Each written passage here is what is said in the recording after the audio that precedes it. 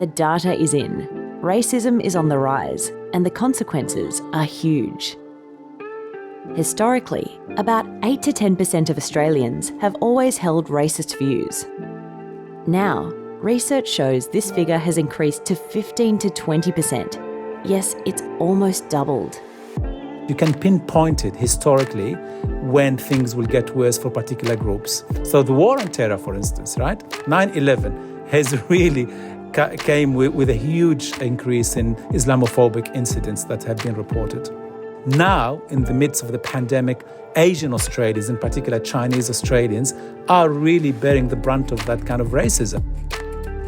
People affected by racism report feelings of disengagement, frustration, and a lack of belonging. These experiences bring enormous personal costs, but they also cost the economy between $21 and $55 billion a year. When people are not mentally well, when they're suffering as a result of racism, even if they turn up to work, productivity will be diminished. But in many cases, they cannot even turn up to work because they are not able to go and engage. So why do some people argue racism is no longer a problem in Australia? Perhaps it's because racism is also becoming more difficult to spot. Just picture in your mind 1960s Australia, right? You try to go into a school in suburbia, in Victoria, Melbourne, or whatever in America, and it will tell you no coloured people allowed.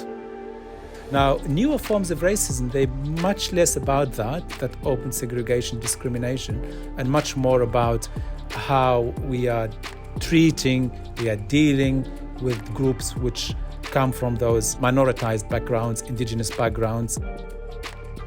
We know racism still exists, even if it's not always obvious. It might be a community opposing a new religious building in their neighbourhood, or a boss only hiring staff from a certain ethnic background. There was a recent survey done by the Australian Human Rights Commission, whereby, shockingly, almost 98% of university senior exec were of a particular ethnocultural background, which is white Anglo-Saxon. So how can we challenge racism? The first thing we should start doing is actually talking about it. You cannot really start making inroads if you're not even accepting that we do have a problem. Subscribe to our channel for more seriously interesting videos.